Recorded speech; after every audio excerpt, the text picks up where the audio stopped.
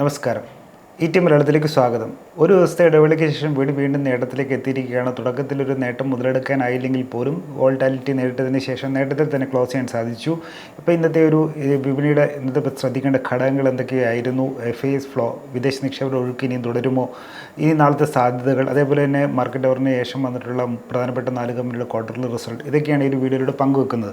അപ്പം നമുക്ക് ആദ്യം ഇന്നത്തെ ഒരു വിപണിയുടെ ഒരു അനാലിസിസ് നോക്കുകയാണെങ്കിൽ തുടക്കത്തിലൊരു നേട്ടം മുതലെടുക്കാൻ ഇന്ന് കഴിഞ്ഞിട്ടില്ല. നമുക്ക് ഒറ്റ നോട്ടത്തിൽ തന്നെ കാണാൻ കഴിയും. ഒരു വോൾട്ടൈൽ സെഷൻ തന്നെയായിരുന്നു.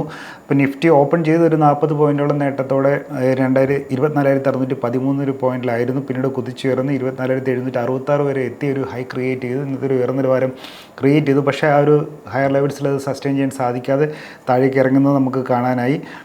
ഉച്ചയോടെ ഒരു നഷ്ടത്തിലേക്ക് വഴിമാറുന്നതൊക്കെ ഒരു ഘട്ടത്തിലേക്ക് വരെ എത്തിയിരുന്നതാണ്. ഇത് ബാങ്കിങ് ഓഹരികൾ പ്രധാനപ്പെട്ട ബാങ്ക് നിഫ്റ്റിയിലേക്ക് വന്നൊരു സെൽ ഓഫാണ്. അങ്ങനെ ഒരു നിഫ്റ്റിനെ ഒന്ന് പുൾ ഡൗൺ ചെയ്തത്. പക്ഷേ അവസാന ഘട്ടത്തിൽ ഒരു ഉണർവ് കൈവരിച്ചോടെ നേട്ടത്തിൽ തന്നെ ക്ലോസ് ചെയ്യാൻ സാധിച്ചു. നിഫ്റ്റി ഓപ്പൺ ചെയ്തതിനെക്കാട്ടിലും മുകളിൽ തന്നെ ഇന്ന് ക്ലോസ് ചെയ്യാൻ സാധിച്ചു എന്നുള്ളതും ശ്രദ്ധേയമാണ്. ഒടുവിൽ NSEയുടെ മുഖ്യ സൂചികയായ നിഫ്റ്റി 89 പോയിൻറ്റ് നേട്ടത്തോടെ, അതായത് 0.36% വർധനയോടെ 24,667 ക്ലോസ് ചെയ്തു. BSEയുടെ മുഖ്യ സൂചികയായ സെൻസെക്സ് ആകട്ടെ 182 പോയിൻറ്റ് ഉയർന്ന്, അല്ലെങ്കിൽ 0.22% വർധനയോടെ 81,331 ഇന്ന് ക്ലോസ് ചെയ്തിരിക്കുന്നത്. അപ്പം ഇന്നത്തെ ഒരു നിഫ്റ്റിയിൽ നോക്കുകയാണെങ്കിൽ ഹെവി വെയ്റ്റ് ഇൻഡെക്സ് സ്റ്റോക്കുകളൊക്കെ മിക്ക ഹെവി വെയ്റ്റ് ഇൻഡെക്സ് ഓഹരികളിലും ഒരു നേട്ടം കാണാനായി. ഇപ്പോൾ ഇൻഫോസിസ് ആകട്ടെ, റിലയൻസ് ഇൻഡസ്ട്രീസ്, ടാറ്റ സ്റ്റീൽ, ഭാരതി എയർടെൽ ഇന്നലെ ഒരു ബെറ്റർ റിസൾട്ട് കാഴ്ചവെച്ചൊരു നിഫ്റ്റി സ്റ്റോക്കായിരുന്നു. Mahindra and Mahindra, TCS. അപ്പോൾ ഈ ഹെവി വെയ്റ്റ് ഇൻഡെക്സ് ഓഹരികളിലൊക്കെ ഒരു നേട്ടം കാണാനായി. ഇനി ഇതേപോലെ തന്നെ നോക്കുകയാണെങ്കിലും ഈ ഓഹരികളൊക്കെ ഒരു 0.9% to 1.5% വരെയുള്ള, ഏകദേശം 1 മുതൽ 1.5% വരെയുള്ള നേട്ടമാണ് ഈ നിഫ്റ്റി ഓഹരികളൊക്കെ കാഴ്ചവെച്ചത്. പിന്നെ ഇന്നത്തെ ഒരു നോക്കുകയാണെങ്കിൽ മാർക്കറ്റിൻ്റെ ഈ വോൾട്ടാലിറ്റിയുടെ, അതായത് വിപണിയിലെ ചാഞ്ചാട്ടത്തിൻ്റെ ഒരു തോതളക്കുന്ന ഇന്ത്യ വോൾട്ടാലിറ്റി ഇൻഡെക്സ് നോക്കുകയാണെങ്കിൽ 5% ഒരു ഇടിവ് രേഖപ്പെടുത്തി. കഴിഞ്ഞ ദിവസവും അതിൻ്റെ അതൊരു നമുക്കൊരു ഇടിവ് കാണാൻ കഴിഞ്ഞിരുന്നു. അങ്ങനെ 17.23 നിലവാരങ്ങളിലേക്ക് എത്തിയിട്ടുണ്ട്. 16 നിലവാരങ്ങളിലേക്കൊക്കെ താഴെ പോകുമ്പോൾ വീണ്ടും ഒരു മാർക്കറ്റ് കാമൻ എന്നുള്ളൊരു സ്റ്റഡി ആയി എന്നുള്ളതിൻ്റെ ഒരു ഇതാകും. അപ്പോൾ എന്തായാലും താഴേക്ക് ഇറങ്ങി എന്നുള്ളത് ഒരു പോസിറ്റീവ് ഘടകം തന്നെയാണ്. ഇനി ഒരു ബ്രോഡർ മാർക്കറ്റിൽ നമുക്കൊരു പെർഫോമൻസ് നോക്കുകയാണെങ്കിൽ NSEയിൽ ഇന്ന് ട്രേഡ് ചെയ്യപ്പെട്ടത് 2,960 ഓഹരികളാണ്. ഇതിൽ 2,183 ഓഹരികളും 2,960 ഓഹരികളിൽ 2,183 ഓഹരികളും നേട്ടത്തോടെ തന്നെയാണ് ക്ലോസ് ചെയ്തിരിക്കുന്നത്. നഷ്ടം നേരിട്ടത് 694 മാത്രമാണ്, അൺചേഞ്ച്ഡ് ആയിട്ട് 83. അതായത് ഒരു അഡ്വാൻസ് റെഗുലർ റേഷ്യോ നമുക്ക് ഒരു 3 ടൈംസ്, അതായത് ഒരു 3 ഓഹരികൾ കയറിയിട്ടുള്ള സമയത്ത് ഒരു ഓഹരി മാത്രമാണ് നഷ്ടം നേരിട്ടതൊക്കെ നമുക്ക് കാണാൻ കഴിയും. ഇന്ന് 200 ഓഹരികൾ ഒരു അപ്പർ സർക്യൂട്ട് നിലവാരം ക്രിയേറ്റ് ചെയ്തതായിട്ട് കാണാം. 30 ഓഹരികൾ മാത്രമാണ് ലോവർ സർക്യൂട്ട് ക്രിയേറ്റ് ചെയ്തിട്ടുള്ളൂ. ഇതേപോലെ തന്നെ 52 വീക്ക് ഹൈ, ഒരു വർഷത്തെ ഉയർന്ന നിലവാരങ്ങളിലേക്ക് എത്തിയത് 61 ഓഹരികളും വന്നിട്ടുള്ളതായിട്ട് കാണാം. ഇങ്ങനൊരു ബ്രോഡർ മാർക്കറ്റ് നോക്കുകയാണെങ്കിൽ നിഫ്റ്റി മിഡ് ക്യാപ്പ് 100 ഇൻഡെക്സ് ആകട്ടെ 1.25% നേട്ടം രേഖപ്പെടുത്തി. നിഫ്റ്റി സ്മോൾ ക്യാപ്പ് 100 ഇൻഡെക്സ് ആകട്ടെ 1.5% നേട്ടം രേഖപ്പെടുത്തിയിട്ടുണ്ട്. ബെഞ്ച് മാർക്ക് ഇൻഡീസസ്, അതായത് പ്രധാനപ്പെട്ട അടിസ്ഥാന ഓഹരി സൂചികളായിട്ട് കമ്പയർ ചെയ്യുമ്പോൾ അതിനേക്കാളും ബെറ്റർ പെർഫോമൻസ് കാഴ്ചവെച്ചേക്കാണ്. നിഫ്റ്റി 0.3% നേട്ടം മാത്രമേ നൽകിയിട്ടുള്ളൂ.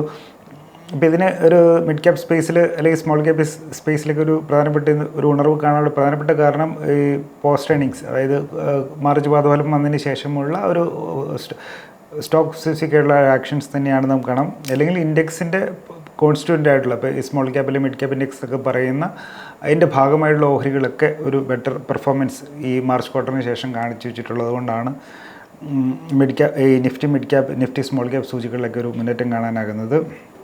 ഇനി സെക്ടർ വൈസ് നോക്കുകയാണെങ്കിൽ 10ൽ 13 സെക്ടറുകൾ നേട്ടത്തിൽ തന്നെ ക്ലോസ് ചെയ്തതിൽ ഏറ്റവും കൂടുതൽ നേട്ടം കരസ്ഥമാക്കി നിഫ്റ്റി മെറ്റലാണ്.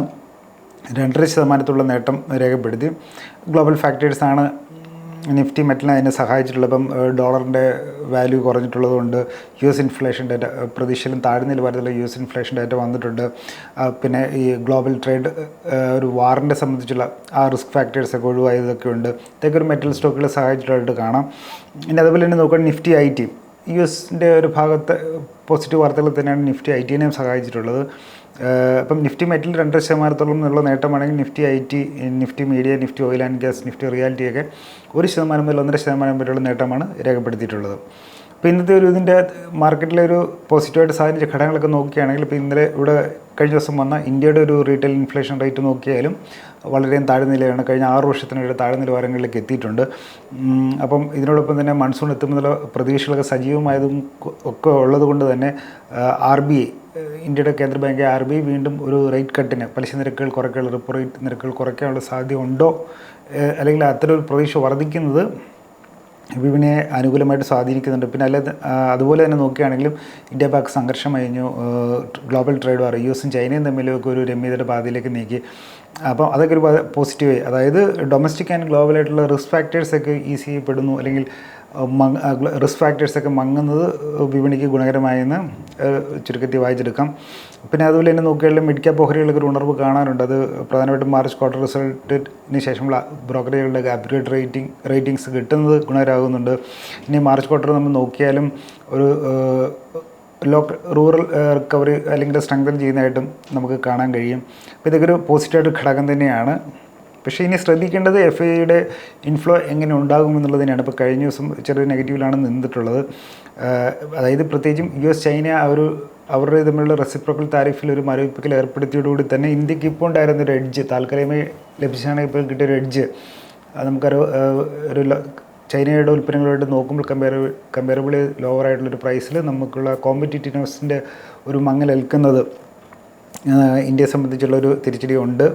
അല്ലെങ്കിൽ ഇപ്പോൾ ചൈനയ്ക്കും US ഏർപ്പെടുത്തിയിരുന്ന റെസിപ്രോക്കൽ താരിഫ് പ്രകാരം ഏർപ്പെടുത്തിയ നികുതി നിരക്കുകളൊക്കെ താഴേക്ക് കൊണ്ടുവന്നിട്ടുള്ളതുകൊണ്ട് തന്നെ അവർക്ക് വീണ്ടും US മാർക്കറ്റിലേക്ക് ആക്സസ് കിട്ടുന്നതൊക്കെ ഇന്ത്യയെ സംബന്ധിച്ചും ഒരു തിരിച്ചടി കിട്ടുന്ന കാര്യങ്ങളാണ്. അപ്പം മാത്രമല്ല ബാക്കിയുള്ള കാര്യങ്ങളിലൊക്കെ രമ്യമായിട്ട് പോകുന്നത് കൊണ്ട് തന്നെ ഇന്ത്യ US ട്രേഡ് ഡീൽ, അതായത് ട്രേഡ് ഡീൽ സെപ്റ്റംബറോടെ തന്നെ പൂർത്തിയാക്കാമെന്ന് കഴിഞ്ഞ ഫെബ്രുവരി തീരുമാനിച്ചിട്ടുണ്ട്. പക്ഷേ ഈ റെസിപ്രോക്കൽ താരിഫിൻ്റെ ഒരു മരവിപ്പിക്കൽ ഒരു 3 മാസത്തേക്കാണ്. ജൂലൈ തീരുന്നതിന് മുന്നേ ആയിട്ട് ഒരു ഇൻ്ററിം ആയിട്ടുള്ള ബയലാറ്ററൽ ട്രേഡ് എഗ്രിമെൻറ്റ് നടക്കുമോ എന്നുള്ളതാണ് പ്രധാനമായിട്ടും ഉറ്റുനോക്കുന്നത്. അപ്പം മെയ് 17 മുതൽ 20 വരെ ഇന്ത്യ US ഉഭയകക്ഷി വ്യാപാര കരാർ ചർച്ച നടക്കുന്നുണ്ട്. ഈ ട്രേഡ് ഡീലുമായി ബന്ധപ്പെട്ട് ഈ കേന്ദ്രമന്ത്രി, വാണിജ്യമന്ത്രി പീയൂഷ് ഗോയൽ ചർച്ചകൾക്കായിട്ട് പോകുന്നുണ്ട്. അപ്പം മെയ് 17, 20 അത് വളരെ ക്രൂഷ്യലാണ്. പ്രത്യേകിച്ചും US ചൈന ഒരു റെസിപ്രോക്കൽ താരിഫിൽ ഒരു മരവിപ്പിക്കൽ ഏർപ്പെടുത്തിയ പശ്ചാത്തലത്തിൽ ഈ ഒരു ഇൻ്ററിം ഒരു ട്രേഡ് എഗ്രിമെൻറ്റ്, ബയലാറ്ററൽ ആയിട്ടുള്ള ട്രേഡ് എഗ്രിമെൻറ്റ് ഇന്ത്യയും US തമ്മിൽ എത്തുന്നതിലേക്ക് ഒരു അവസാന ഘട്ടത്തിലേക്ക് അതിൻ്റെ ഒരു ടൈം ലൈനോ കൃത്യമായിട്ട് പ്രഖ്യാപിക്കുന്ന നിലയിലേക്ക് ഈ ചർച്ചകളിൽ നിന്ന് വരികയാണെങ്കിൽ അത് വിപണിയെ സംബന്ധിച്ച് ഗുണകരമാകും. ഇല്ലാത്ത പക്ഷേ FIIസിൻ്റെ ഭാഗത്തു നിന്നുള്ള ഇപ്പോൾ കഴിഞ്ഞ 16 സെഷനിലായിട്ട് ഏകദേശം 50,000 കോടിയോളം രൂപയുടെ ഒരു നിക്ഷേപത്തിൻ്റെ ഒരു ഫ്ലോയിൽ ഒരു മാറ്റം ഉണ്ടാകാൻ അല്ലാത്ത പക്ഷേ സാധ്യതയുണ്ട്. അല്ലെങ്കിൽ ചൈനയുടെ ഒരു GDP റേറ്റിൽ എന്തെങ്കിലും ഒരു കുറവുണ്ടാവണം. അപ്പോൾ എന്തായാലും FIIs ഫ്ലോ ഇപ്പോഴത്തെ രീതിയിൽ കുറയുന്നത് മാർക്കറ്റിൻ്റെ ആ ഒരു സ്റ്റെബിലിറ്റിയെ, അപ്പോഴത്തെ ഡൊമസ്റ്റിക് ഇൻവെസ്റ്റേഴ്സ് വളരെ സ്ട്രോങ് ആയിട്ടുണ്ട്. എന്നിരുന്നാൽ പോലും FIIസിൻ്റെ ഭാഗത്ത് വീണ്ടും ഒരു നിലപാട് മാറ്റം ഉണ്ടാകുമോ എന്നുള്ളത് മാർക്കറ്റിനെ സംബന്ധിച്ച് നോക്കിക്കാണേണ്ട ഒരു കാര്യം തന്നെയാണ്. ബാക്കിയുള്ള രീതി നോക്കുകയാണെങ്കിൽ മാർക്കറ്റ് സംബന്ധിച്ച് പോസിറ്റീവായിട്ടൊരു ഘടകം മുന്നിലുണ്ട്. പിന്നെ ഇന്ന് മാർക്കറ്റ് അവറിന് ശേഷം വന്ന പ്രധാനപ്പെട്ട കമ്പനികളുടെ ഒരു റിസൾട്ട് നോക്കുകയാണെങ്കിൽ ഇപ്പം ടാറ്റ പവറിൻ്റെ ഒരു റിസൾട്ട് വന്നിട്ടുണ്ട്. കൺസോളിഡേറ്റഡ് ആയിട്ടുള്ള പാറ്റ് അല്ലെങ്കിൽ ഒരു സംയോജിത അറ്റാദായം നോക്കുകയാണെങ്കിൽ 16% വളർച്ചയോടെ 1042 കോടിയായിട്ടുണ്ട്. റവന്യൂലും ഒരു 8% വർധന കാണിക്കുന്നുണ്ട്. എബിറ്റായിലും 14% വർധന കാണിക്കുന്നുണ്ട്. കമ്പനിയുടെ നിക്ഷേപകർക്കായി 2.25 രൂപ, ഓഹരി ഒന്നിന് 2.25 രൂപയുടെ ഡിവിഡൻറ്റും പ്രഖ്യാപിച്ചിട്ടുണ്ട് കഴിഞ്ഞ സാമ്പത്തിക വർഷത്തിൻ്റെ ഒരു ഫൈനൽ ഡിവിഡൻറ്റ് എന്ന നിലയിൽ. അതുപോലെ തന്നെ ഐഷർ മോട്ടേഴ്സ് ഉണ്ട്. അറ്റാദായത്തിൽ, അതായത് ജനുവരി മാർച്ച് ത്രൈമാസം അല്ലെങ്കിൽ മാർച്ച് ക്വാർട്ടറിലെ അറ്റാദായത്തിൽ 27% വർധന ഉണ്ടായിട്ടുണ്ട്. 1362 കോടി രൂപയാണ് രജിസ്റ്റർ ചെയ്തിരിക്കുന്നത്. റവന്യൂവിൽ 23% വർധന ഉണ്ടായിട്ടുണ്ട്. ഐഷർ മോട്ടേഴ്സിൻ്റെ റിസൾട്ട് എന്ന് പറയുമ്പോൾ വിപണി പ്രതീക്ഷിച്ചതിനും ഉയർന്ന നിലവാരത്തിലുള്ള ഒരു പാദഫലമാണ് രജിസ്റ്റർ ചെയ്തേക്ക് നമുക്ക് കാണാൻ കഴിയും. ഇനി അതേപോലെ നോക്കുകയാണെങ്കിൽ V-Guard, ഒരു കേരള കമ്പനിയായിട്ടുള്ള V-Guard നോക്കുകയാണെങ്കിലും അവരുടെ അറ്റാദായത്തിൽ 20% വർധന ഉണ്ടായിട്ടുണ്ട്. അപ്പോൾ മാർച്ച് ക്വാർട്ടറിൽ 91 കോടി രൂപയാണ് V-Guardൻ്റെ നെറ്റ് പ്രോഫിറ്റ് എന്ന് പറയുന്നത്. 20% വർധനയാണ്. കഴിഞ്ഞ വർഷം ഇതേ സമയത്ത് 76 കോടി രൂപ ഉണ്ടായിരുന്നുള്ളതാണ് ഇതിൽ സൂചിപ്പിക്കുന്നത്. പിന്നെ കമ്പനിയുടെ മാർച്ച് ക്വാർട്ടറിൽ റവന്യൂ നോക്കുകയാണെങ്കിൽ മുഖ്യ പ്രവർത്തനങ്ങളിൽ നിന്നുള്ള വരുമാനം നോക്കുകയാണെങ്കിൽ 1538 കോടിയായിട്ട് ഉയർന്നിട്ടുണ്ട്. അപ്പം അതുപോലെ തന്നെ മറ്റൊരു കേരള ലിസ്റ്റഡ് കമ്പനിയായ മുത്തൂറ്റ് ഫിനാൻസിൻ്റെയും റിസൾട്ട് വന്നിട്ടുണ്ട്. വളരെ തരമിന് മികച്ച റിസൾട്ട് തന്നെയാണ് അവരും കാഴ്ചവെച്ചിരിക്കുന്നത്. കമ്പനിയുടെ ഒരു കൺസോളിഡേറ്റഡ് പ്രോഫിറ്റ് എല്ലാ പ്രവർത്തനങ്ങളിൽ നിന്നുമുള്ള ഒരു സംയോജിത ഒരു പ്രവർത്തനങ്ങളിൽ അറ്റാതായി നോക്കുകയാണെങ്കിൽ കൺസോളിഡേറ്റഡ് പ്രോഫിറ്റ് നോക്കുകയാണെങ്കിൽ വാർഷികമായി 20% വർധനയോടെ 5352 കോടിയായിട്ടുണ്ട്. ഇത് കമ്പനിയുടെ ഒരു റെക്കോർഡ് ലെവൽ പ്രോഫിറ്റാണ്. കമ്പനിയുടെ ഒരു AUM കൈകാര്യം ചെയ്യുന്ന ആസ്തികളുടെ ഒരു നോക്കുകയാണെങ്കിൽ 1.25 ലക്ഷം കോടി രൂപയായിട്ട് വളർന്നിട്ടുണ്ട്. അതിൽ തന്നെ ഗോൾഡിൻ്റെ പോർട്ട്ഫോളിയോ മാത്രം 1 ലക്ഷം കോടി കഴിഞ്ഞായിട്ടും സൂചിപ്പിക്കുന്നുണ്ട്. പിന്നെ ഒരു ബ്രാഞ്ചുകളുടെ ഒരു ബ്രാഞ്ചിൽ നിന്ന് ഒരു സ്വർണ്ണ പണയത്തിന് വെച്ചിട്ടുള്ള രീതിയിൽ ഒരു gold loan asset under management per branch നോക്കുകയാണെങ്കിൽ 21.21 കോടിയായിട്ടും വന്നിട്ടുണ്ട്. ഇതും കമ്പനിയുടെ ഇതുവരെയുള്ള ചരിത്രത്തിൽ പ്രകടനത്തിൽ ഏറ്റവും ഉയർന്ന നിലവാരത്തിലാണ്. ഇതാണ് സൂചിപ്പിക്കാനുള്ളത്.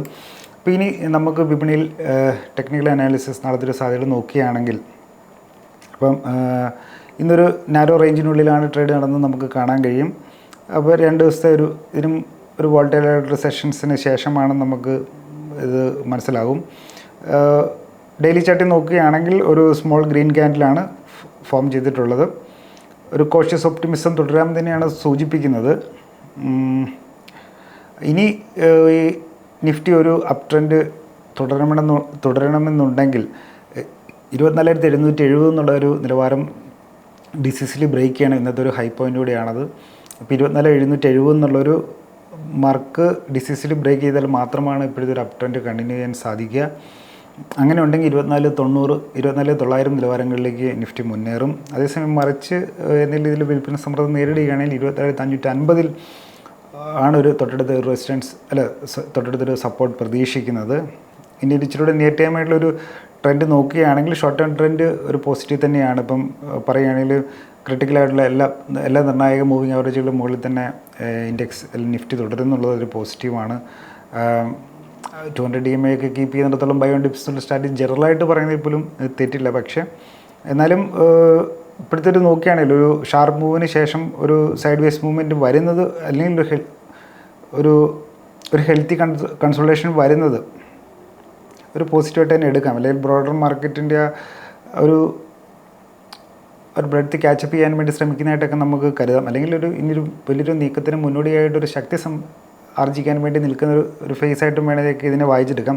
അതായത് 24,400 എന്നുള്ളൊരു നിലവാരം തകർക്കപ്പെടാത്തിടത്തോളം അതിന് മുകളിൽ നിഫ്റ്റി നിൽക്കുന്നിടത്തോളം മാർക്കറ്റ് ബുള്ളിഷ് തന്നെയായിരിക്കും എന്ന് തന്നെയാണ് ഇതിലൂടെ സൂചിപ്പിക്കാനുള്ളത്. 24,950 25,000 റേഞ്ചാണ് ഒരു നിഫ്റ്റിയെ ഒരു പ്രതിരോധിക്കുന്ന തൊട്ടടുത്തൊരു പ്രധാനപ്പെട്ട കടമ്പയായിട്ടുള്ളത്. 24,400 കീപ്പ് ചെയ്യുന്നിടത്തോളം മാർക്കറ്റ് മുന്നേറുള്ള എല്ലാവിധ ശ്രമങ്ങളും നടത്തുന്നത് തന്നെയാണ് പറയാനുള്ളത്. അപ്പം ഗ്ലോബലായിട്ടുള്ള ഇതോട് നോക്കണം. ഇന്നത്തെ US വിപണിയുടെ ക്ലോസിങ്ങും നാളത്തെ മാർക്കറ്റ് സമയം പ്രധാനമാണ്. ഈ കാര്യങ്ങളൊക്കെയാണ് സൂചിപ്പിക്കാനുള്ളത്. ഞാൻ ഒരു സെബി രജിസ്റ്റേർഡ് അനലിസ്റ്റ് ഒന്നുമല്ല. മാർക്കറ്റുമായി ബന്ധപ്പെട്ട കാര്യങ്ങൾ ഒരു അക്കാഡമിക് പർപ്പസിൽ ഷെയർ ചെയ്യുന്നത് മാത്രം. എല്ലാവർക്കും നാളെ നല്ല ദിനം ആശംസിച്ചുകൊണ്ട് നിർത്തുന്നു. വീണ്ടും കണ്ടുമുട്ടാം. നന്ദി, നമസ്കാരം.